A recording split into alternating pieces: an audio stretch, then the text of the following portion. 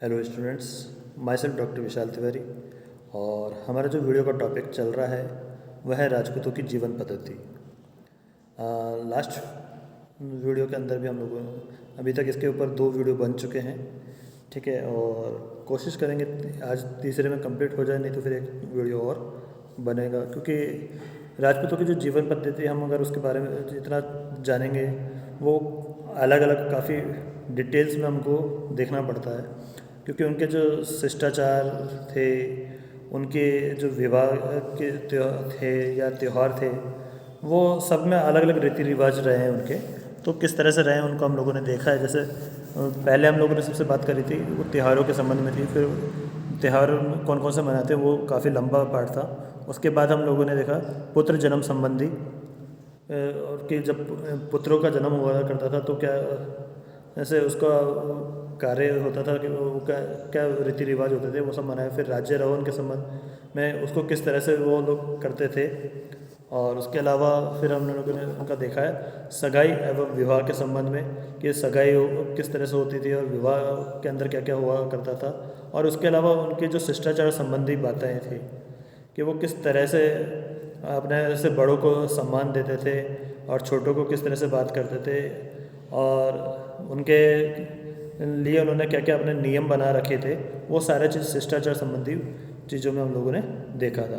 अब हम बात करते हैं उनकी अन्य प्रथाएं, जिनमें मृत्यु संबंधी, सती प्रथा, कन्यावाद और भी एक्स्ट्रा जितनी भी रही हैं उन सब के बारे में हम लोग जल्दी से जल्दी जानने की कोशिश करेंगे। अन्य प्रथाएं हम लोग देखते हैं। पहले रूढ़िवादिता के उस युग में धार्मिक एवं सामाजिक अनुशासन के नियम बड़े कठोर थे, जिनका पालन करना अनिवार्य था। धार्मिक सामाजिक नियमों का उल्लंघन करने वाले पर या तो आर्थिक दंड दिया जाता था, या हुक्का पानी बंद कर देते, या उसे जाति बाहर कर उसका सामाजिक बहिष्कार कर देते थे। जो व्यक्ति राज्य अथवा जागीर का विद्रोही होकर राज्य या ठिकाने में लूटमार करता था उसे बारूठिया कहा जाता था। किसी जघन्य अपराध करने पर उसे देश निकाला का दंड भी दिया जाता था। क्षत्रिय राजकुमारों के राजा का कोप भाजन बनने पर उसे भी देश निकाला दिया जाता था तथा उसे काला सिरुपा, काले वस्त्र तथा काले रंग का घोड़ा दिया जाता, जिस पर आरूढ़ होकर अपने कुछ निजी साथियों के साथ मुंह अंधेरे में ही राज्य छोड़कर चला जाता था। राखी बंद भाई बनाने की तरह पाग बंद भाई या पगड़ी बदल भाई बनाने की प्रथा भी प्रचलित थी। न केवल हिंदू हिंदू ही बल्कि हिंदू मुस्लिम भी पगड़ी बदल भाई बन जाया करते थे तथा कर्तव्यों की सीमाओं में एक दूसरे के प्रति भ्रातृत्व का संबंध निभाते थे। कोटा के महाराव भीम सिंह और निजाम उल मुल्क खिलजी खां पगड़ी बदल भाई थे। अब हम बात करते हैं मृत्यु संबंधी। द्विजातियों के संस्कारों में अंत्येष्टि संस्कार अंतिम संस्कार है। हिंदुओं में सामान्यतः मृतक को जलाने का ही विधान है, परंतु जिस बालक का अन्नप्राशन न हुआ होता था तथा जिसकी चेचक रोग से मृत्यु हो गई हो उसे जमीन में गाड़ने की प्रथा थी। राजपूतों में अंत्येष्टि संस्कार की क्रिया प्राय हिंदुओं के धार्मिक विधान के अनुसार ही होती थी। राजपूतों में निधन से पूर्व उसके मरणासन होने पर धर्म पुण्य करने की प्रथा थी। मरणासन की शैया के पास गीता पाठ शुरू कर दिया जाता था। यदि धर्म पुण्य करने से पहले व्यक्ति की मृत्यु हो जाती तो उसके बाद कर दिया जाता था। राजाओं के निमित्त किए जाने वाले धर्म पुण्य को अष्टमहादान कहा जाता था। मृतक व्यक्ति की अर्थी पर रुपयों अथवा चांदी के फूलों की उछाल की जाती थी। शमशान में दाह संस्कार के बाद सब अपने बाल कटवा कर भदर होते थे। दाह संस्कार में लोगों द्वारा लकड़ी दिया जाना एक पवित्र कर्तव्य समझा जाता था। यदि किसी व्यक्ति की मृत्यु अन्यत्र हो जाती तो उसके संबंधी उसकी सुनावनी यानी मृत्यु की सूचना आने पर सज्जनों सहित किसी तालाब पर जाकर स्नान करते तथा उसे जलांजलि देते थे।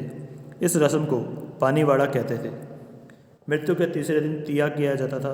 इस दिन मृतक के फूल अस्थि अवशेष चुनकर किसी पुरोहित या संबंधी के साथ पुष्कर सरोवर अथवा गंगा में विसर्जन हेतु भेज दिया जाता था।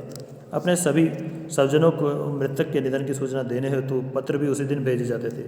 अस्थि चयन से द्वादशाह तक नित्य गरुड़ पुराण का पाठ किया जाता था। द्वादशाह के दिन, जिसे हम लोग 12वां बोलते हैं, शिशि पूजन होता था तथा बाग बधाई का दस्तूर होता था, जिसमें मृतक के उत्तराधिकारी के मृतक की पाग बांधी जाती थी। इसी दिन मृतक का मौसर यानी मृत्यु भोज किया जाता था, जिसमें बंधु बांधवों, सज्जनों व ब्राह्मणों आदि को जिमाया जाता था। इसमें हजारों व्यक्ति आमंत्रित होते थे। मौसर में प्राय लड्डू या मालपुए बनाए जाते थे। अस्थि चयन से द्वादश तक यानी 12वें तक मृतक के स्वजन शोक संवेदनार्थ बैठने हेतु आते थे, जैसे मातम पुरुषी कहा जाता था। अंतःपुर में राजा या सामंत के मरते ही उसकी रानियाँ अथवा ठुकरानियाँ अपना सुहाग चिन्ह चूड़ा झाड़ देती थी और अंतःपुर में रुदन से हाहाकार मच जाता था। मृत्यु के बाद शोक संवेदनार्थ बैठने आने वाली स्त्रियों के आने पर अंतःपुर की स्त्रियां जोर जोर से रोती थी, जिसे पल्ला लेना कहा जाता था। 12वें दिन सुख सेज की प्रथा भी थी, जिसमें मृतक के निमित्त पलंग, बिस्तर, बर्तन आदि पुरोहित को दान में दिए जाते थे। राजस्थान का राजपूत समाज अपने परंपरागत स्वरूप को बनाए हुए था। राजपूतों की विभिन्न शाखाओं की प्रतिष्ठा उनकी वंशोत्पत्ति पर निर्भर करती थी। राजपूतों के सामाजिक जीवन में परंपरागत कुछ रीति रिवाजों ने कुप्रथाओं का रूप धारण कर लिया था। इन कुप्रथाओं में सती प्रथा, कन्यावाद, त्याग, दास प्रथा आदि मुख्य थी। इनमें से कुछ प्रथाओं को धर्म से जोड़ दिया गया था, जिससे समाज में उनका महत्व अधिक बढ़ गया था। रूढ़िवादी राजपूत समाज अपने परंपरागत कुप्रथाओं से अलग होने को तैयार नहीं थे। उन्हीं में से कुछ प्रथा है, जैसे सत्य प्रथा। बर्नियर और टेवनियर ने जैसे यूरोपीय यात्रियों ने सत्य प्रथा की आत्मदाह की संज्ञा दी है, सत्य प्रथा को आत्मदाह की संज्ञा दी है, किंतु प्राचीन काल में जो सद्गुणी महिला अपने पति के जीवन और मृत्यु के में समान भागीदार रहते हुए अपने पति के प्रति अत्यधिक अनुरक्त होती थी, वह अपने पति की चिता के साथ स्वेच्छा से जल जाती थी, वह सती होती थी। हमारे धर्मशास्त्रों में सद्गुणी स्त्री को भी सती कहा गया है, किंतु कालांतर में सती शब्द उस सद्गुणों वाली स्त्री के लिए प्रयुक्त किया जाने लगा जो अपने पति की मृत देह के साथ जल जाती थी। प्राचीन काल में सती होने का रिवाज एक सामान्य रिवाज नहीं था, किंतु मध्यकाल में यह आम रिवाज हो गया कि पति के युद्ध स्थल में अथवा स्वाभाविक मृत्यु होने पर उसकी निष्ठावान पत्नी उसकी देह के साथ जल जाती थी। सत्य प्रथा का सर्वाधिक प्रचलन राजपूत जाति में ही था। अन्य जातियों में तो इसके उदाहरण अपवाद स्वरूप ही मिलते हैं। 18वीं सदी में सती पुराण की रचना हुई, जिसमें राजस्थान के भिन्न भिन्न भागों में हुई सतियों का उल्लेख किया गया है। कभी कभी जब पति की मृत्यु कहीं अन्यत्र हो जाती और उसका दाह संस्कार भी वहीं कर दिया जाता था, तो उसकी भस्म, पादुका या पगड़ी आदि के किसी चिन्ह के साथ अथवा इनके उपलब्ध न होने पर बिना किसी चिन्ह के उसकी विधवा चितारोहण कर जाती थी, जिसे अनुमरण की संज्ञा दी गई, परंतु लोक में इसे भी सती होना ही कहा गया है। जब किसी शासक या सामंत अथवा योद्धा की मृत्यु हो जाती और उसकी सूचना मिलने पर मृत व्यक्ति की विधवा रानियाँ या ठुकरानियाँ स्नान करती, केसरिया वस्त्र धारण करती तथा आभूषणों और फूलों से अपने आप को सुसज्जित करती थी। फिर मुख्य रानी या ठुकराइन घोड़े पर सवार होती थी तथा अन्य रानियाँ पालकी में बैठकर अंत्येष्टि स्थल की ओर जाती थी। जते हुए मार्ग में वे अपने आभूषण उतार उतार कर फेंकती थी, जिसे गरीब लोग उठा लेते थे। अंत्येष्टि स्थल पर चिता तैयार की जाती तथा मृत व्यक्ति को उस पर सुलाकर अग्नि प्रज्वलित कर दी जाती। तब रानियां व ठुकरानियां चिता की पूजा करती, उस पर पुष्प चढ़ाती और चिता के समक्ष झुकती तथा अत्यंत ही साहस के साथ जलती चिता में कूद पड़ती। उस समय जोर जोर से ढोल नगाड़े बजाए जाते थे। सती होने के पीछे आध्यात्मिक भावना यह होती थी कि सती होने के बाद स्त्री पुनर्जन्म लेकर अपने पति से पुनः मिल जाती है या स्वर्ग में वे दोनों सुख का उपभोग करते हैं, किंतु धीरे धीरे कुछ परिस्थितियों ने सती होने के रिवाज को अनिवार्य बना दिया। मध्यकाल में जब सामान्यतः युद्ध होते रहते थे तथा स्त्री का भविष्य ऐसा रुख से रहता था, उस समय उसकी तीव्र इच्छा रहती थी कि वह अपने आप को जला ले ताकि विदेशी आक्रांता उसके सतीत्व से छेड़छाड़ न कर सके, अर्थात विदेशी आक्रांताओं के हाथों में पड़ने से पहले जल जाना उचित समझती थी। अपने सतीत्व एवं प्रतिष्ठा को मध्यकालीन असुरक्षित वातावरण में सुरक्षित रखने के लिए राजपूतों में सती प्रथा का प्रचलन सर्वाधिक था। चूँकि इसे धर्म से जोड़ दिया गया था, अतः सती होने की क्रिया ने धार्मिक स्वरूप ग्रहण कर लिया। समय के साथ साथ समाज में इस प्रथा ने संस्था का रूप धारण कर लिया, अतः अब स्त्री पर सामाजिक और धार्मिक दबाव रहने लगा। अब राजपूतों की विधवा स्त्री चाहे या ना चाहे उसे सती होना पड़ता था। बहुसंख्यक मामलों में तो अपनी पवित्रता की रक्षा करने की भावना सर्वोच्च रहती थी।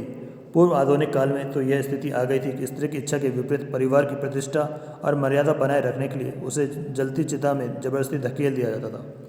जोर जोर से ढोल नगाड़ों की आवाज़ के बीच उसकी चीख दब कर रह जाती थी। यह अत्यंत ही भयावह एवं क्रूर दृश्य होता था। लंबे से समय से चली आ रही इनने के कारण सती प्रथा को धर्म का एक सामान्य अंग समझा जाने लगा था। राजपूत समाज में सती प्रथा न तो अनिवार्य थी और न कर्तव्य परायणता से जकड़ी हुई थी। ऐसा एक भी उदाहरण नहीं मिलता जब किसी शासक या सामंत की मृत्यु पर उसकी समस्त विधवाएं सती हुई हो। इसके विपरीत तत्कालीन स्त्रोतों से इस तथ्य की पुष्टि होती है कि विधवा रानियां या ठुकरानियां पति की मृत्यु के बाद भी लंबे समय तक जीवित रही और उनके भरण पोषण की उचित व्यवस्था की गई थी। फिर भी इस प्रथा की भयावहता एवं क्रूरता को देखते हुए आधुनिक युग में इस प्रथा को समाप्त करने के प्रयत्न आरंभ हुए। अब है कन्यावध। मध्यकालीन राजस्थान में कन्यावध की एक कुप्रथा भी प्रचलित हो गई थी। परिवार में कन्या के जन्म लेते ही उसे अफीम देकर या गला दबाकर उसकी हत्या कर दी जाती थी। इस प्रथा के प्रचलन के कारण अनेक कारण थे। प्रथम तो कन्या की विवाह की समस्या थी। राजपूत जाति के वैवाहिक संबंध परंपरागत बंधनों में जकड़े हुए थे। वे एक राजपूत अपनी कन्या का विवाह अपने ही कुल या सखाप में नहीं कर सकता था, जैसे एक राठौड़ राजपूत अपनी कन्या का विवाह राठौड़ परिवार में नहीं कर सकता था, क्योंकि कुलीन भावना के आधार पर समस्त राठौड़ आपस में भाई बहन समझे जाते थे। इससे वैवाहिक संबंधों का क्षेत्र काफ़ी सीमित हो गया था, जिससे कन्या के विवाह की बड़ी गंभीर समस्या उत्पन्न हो जाती थी। दूसरा कारण यह था कि प्रत्येक राजपूत अपनी कन्या के विवाह अपने से उच्च घराने अथवा किसी शासकीय सामंती घराने में ही करने की आकांक्षा रखता था, क्योंकि अपने घराने से निम्न घराने में विवाह करने से समाज में उसकी मान मर्यादा कम होने का खतरा रहता था।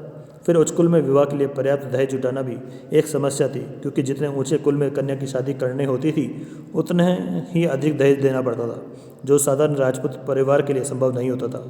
मध्यकाल में होने वाले निरंतर युद्धों के कारण सामान्य राजपूतों की आर्थिक स्थिति दयनीय हो गई थी तथा विवाह योग्य दहेज न जुटा पाने के कारण राजपूत कन्या वध का विकल्प अपनाता था। नेग या त्याग प्रथा भी राजपूत कन्या के माता पिता पर एक भारी बोझ होता था। कन्या के विवाह के अवसर पर चारण, भाट, ढोली आदि कन्या के पिता से नेक की मांग करते थे। उनके नेक की मांग इतनी अधिक होती थी कि सामान्य राजपूत के लिए उनकी मांग के अनुरूप नेक चुकाना असंभव होता था, और नेक न चुकाने से समाज में कन्या के पिता की प्रतिष्ठा को धक्का लगता था। इन समस्त कारणों से राजपूतों में कन्यावध की प्रथा प्रचलित हुई थी, लेकिन यह प्रथा न तो शासकीय परिवारों में प्रचलित थी और न सामंती परिवारों में। यह तो सामान्य राजपूतों में ही प्रचलित थी, लेकिन धीरे धीरे 18वीं सदी के अंत तक इस प्रथा पर स्वैच्छिक रोक लगनी आरंभ हो गई थी, क्योंकि अब राजपूत परिवारों की भावनाएं बदल रही थी तथा अपनी ही कन्या का अपने ही हाथों वध करना परिवार में घृणित करते समझे जाने लगा था। अब है त्याग प्रथा। राजपूत जाति में विवाह के अवसर पर बहुत से राज्यों के चारण, भाट, ढोल इत्यादि आ जुड़ते थे, और ये लोग लड़की वालों से मुंह मांगी दान दक्षिणा प्राप्त करने का हट करते थे। इसी को त्याग कहा जाता था। मध्यकाल में यह त्याग स्वेच्छापूर्वक अपने पद एवं प्रतिष्ठा के अनुसार दी जाती थी। उदयपुर में आनंद कुंवर के विवाह में त्याग के 500 रुपये एवं वस्त्र दिए गए थे। बूंदी के महाराव राम सिंह के विवाह के अवसर पर जोधपुर के महाराजा मानसिंह द्वारा चारण कवियों को त्याग के रूप में लाख पसाव सहित पर्याप्त द्रव्य दिया गया था। बीकानेर के महाराजा राय सिंह जैसलमेर बिहाने गए तब उन्होंने चारणों को त्याग के 2 लाख रुपए बांटे थे। इस त्याग प्रथा के कारण दाता का बड़ा यश होता था। समय के साथ साथ चारणों और भाटों को मिलने वाली दान दक्षिणा का उनका अधिकार बन गया। अब वे अपनी इच्छानुसार त्याग की मांग करने लगे। एक सामान्य राजपूत के लिए उनकी मांग पूरी करने में असमर्थ होता था, क्योंकि उनकी मांग पूर्ति के लिए भारी व्यय करना पड़ता था। उनकी मांग की पूर्ति न होने की स्थिति में वे अपने यजमान की समाज में प्रतिष्ठा को धूल में मिला देते थे। ऐसी स्थिति में इस त्याग की प्रथा के कारण कन्यावध की प्रथा को प्रोत्साहन मिलता था। बहुविवाह प्रथा। यद्यपि हमारे धर्मशास्त्रों में और स्मृतियों में बहुविवाह निषेध है किया गया है, फिर भी मध्यकालीन राजपूत समाज में बहुविवाह प्रथा प्रचलित हो गई थी। मध्यकालीन शासक, उसके दरबारी, सामंत तथा अभिजातीय वर्ग के राजपूतों में बहुविवाह एक सामान्य प्रथा थी। बहुविवाह प्रथा अस्तित्व में कैसा है, ये कहना अत्यंत कठिन है।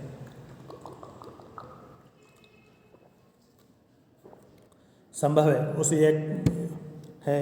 उस युग का यह एक फैशन रहा हो। यह भी संभावना प्रतीत होती है कि निरंतर युद्धों के कारण व्यक्ति अधिकाधिक रति सुख भोगने के इच्छुक रहे हो, जिसके लिए वे एक से अधिक पत्नियां रखना चाहते हो। फिर भारतीय संस्कृति में विवाह का मुख्य उद्देश्य पुत्र प्राप्त करना था, और जब पहली पत्नी से पुत्र नहीं होता था या वह बांझ होती थी तो वह पुत्र प्राप्ति की लालसा में दूसरा विवाह कर लेते थे, जिसे समाज भी स्वीकार करता था। अभिजात्य वर्ग के राजपूतों, सामंतों और शासकों में अधिक से अधिक पत्नियां रखने का एक शौक था तथा समाज में उनकी स्थिति का आकलन इसी से किया जाता था कि किसी कुलीन राजपूत के कितनी पत्नियां और उपपत्नियां हैं। मध्यकालीन राजपूत शासकों की औसतन 9 पत्नियां थीं। पहली पत्नी को बड़ी और दूसरी को लोड़ी कहा जाता था। लेकिन बहुधा बहुविवाह प्रथा परिवार में कलह का कारण बन जाता था। मनोवैज्ञानिक दृष्टि से सभी पत्नियों के साथ समान व्यवहार संभव नहीं होता था और इसीलिए सभी पत्नियों में स्वाभाविक रूप से पारस्परिक कटुता रहती थी। इस कटुता के कारण राजघराने और परिवार में षड्यंत्र एवं कुचक्र आरंभ हो जाते थे और कभी कभी तो वे अपने पति या पुत्र को जहर भी दे देती थी। मध्यकालीन राजस्थान के इतिहास में ऐसे उदाहरण बहुत कम मिलेंगे जहाँ बहुविवाही परिवारों में कोई कटुता न रही हो। कुछ एक दो उदाहरण ऐसे मिल जाएंगे जिसमें सभी पत्नियां अपने पति से समान प्रेम करती थी तथा उनमें से किसी प्रकार की कटुता नहीं थी। फिर है दास प्रथा। राजस्थान में प्राचीन काल से दास प्रथा प्रचलित थी। दास दासियों में प्राय ऐसे लोग होते थे जिन्हें युद्ध के समय बंदी बना लिया जाता था। इन बंदियों को सेवकों के रूप में अपने स्वामी की सेवा करनी पड़ती थी। कई बार संपन्न राजपूत लड़के और लड़कियों को दास या दासी बनाने के लिए खरीद लेते थे। इस खरीद पर राज्य कर वसूल करता था। इन दास दासियों को दास, गोला और गोली कहा जाता था। इन घरेलू दास दासियों को स्वामी अपनी पुत्री की शादी में दहेज में भी दे देता था, मानो वे दास दासियों मानव नहीं बल्कि कोई वस्तु हो। ये घरेलू दास दासी या तो वंशानुगत दास दासी होते थे या राजपूतों की अवैध संतान होती थी। दास या गोला लोग अपने स्वामी की आज्ञा उस या अनुमति के बिना विवाह नहीं कर सकते थे। जब इन लड़कियों की लड़कियां विवाह योग्य हो जाती तब उन्हें अपने स्वामी के समक्ष उपस्थित किया जाता था। यदि स्वामी की इच्छा किसी लड़की को अपने अंतःपुर में रखने की होती तो किसी दूसरे गोले से उसकी शादी करवाकर तत्काल उसे अपने अंतःपुर में दाखिल कर लेता था और उसके पति को कुछ नगद रुपया तथा दहेज का सामान दे दिया जाता था। फिर उसके पति से कोई संबंध नहीं रहता था। इस प्रकार उपपत्नी के रूप में स्वीकृत गोली पड़दायत कहलाती थी। जिन लड़कियों को अंतःपुर में दाखिल नहीं किया जाता था वे या तो डावरी के रूप में जनानी ड्योढ़ियों में सेविका के रूप में काम करती थी या उन्हें स्वामी अपनी पुत्रियों को दहेज के रूप में दे देता था। राजपूत जाति में घरेलू दासों की प्रथा 19वीं शताब्दी के अंत तक चलती रही।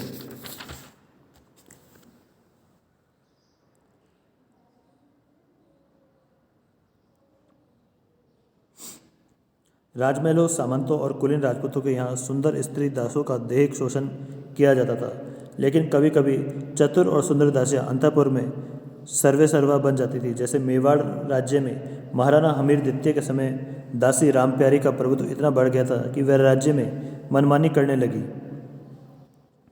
राजमहलों, सामंतों और कुलीन राजपूतों के यहाँ दास दासियों का चाहे कितना ही अधिक प्रभाव क्यों ना रहो, उसकी सामाजिक स्थिति बहुत ही निम्न रही है। कोई भी राजपूत उन्हें अपनी पुत्री देने को तैयार नहीं होता था।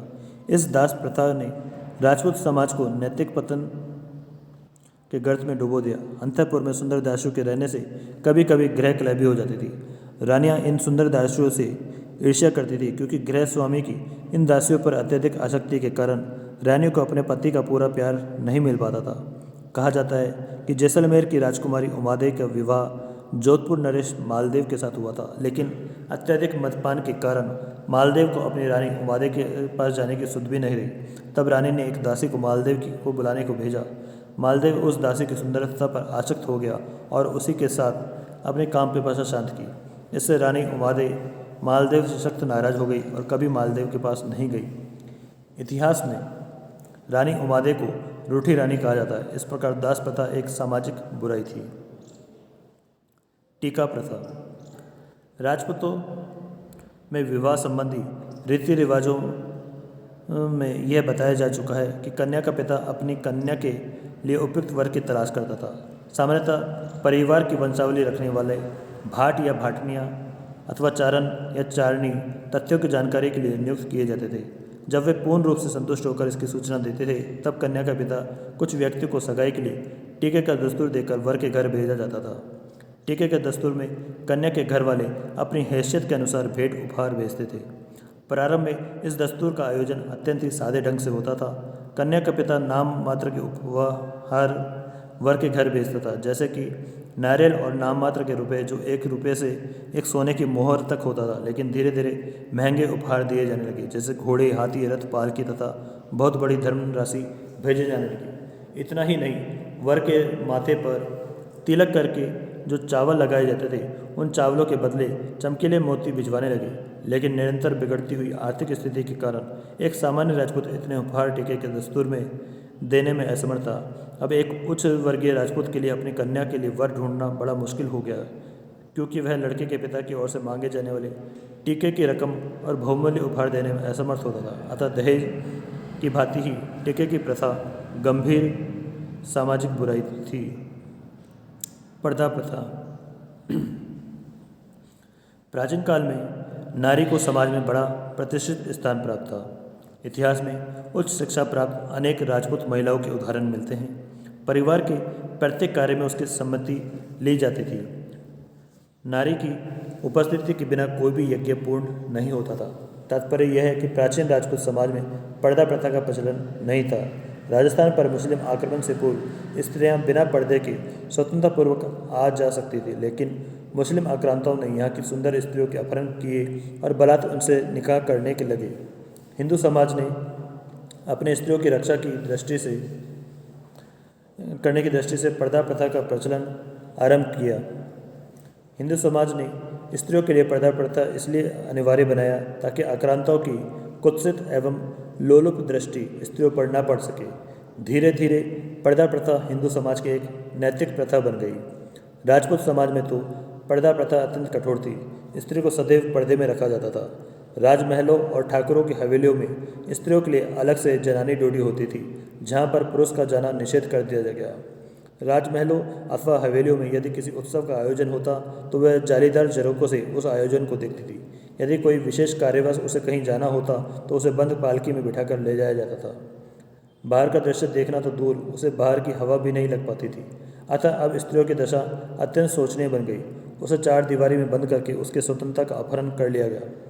पर्दा प्रथा के कारण स्त्री के लिए उच्च शिक्षा का द्वार बिल्कुल बंद हो गया। स्त्रियों की ऐसी स्थिति के कारण वह केवल भोग की वस्तु समझे जाने लगी।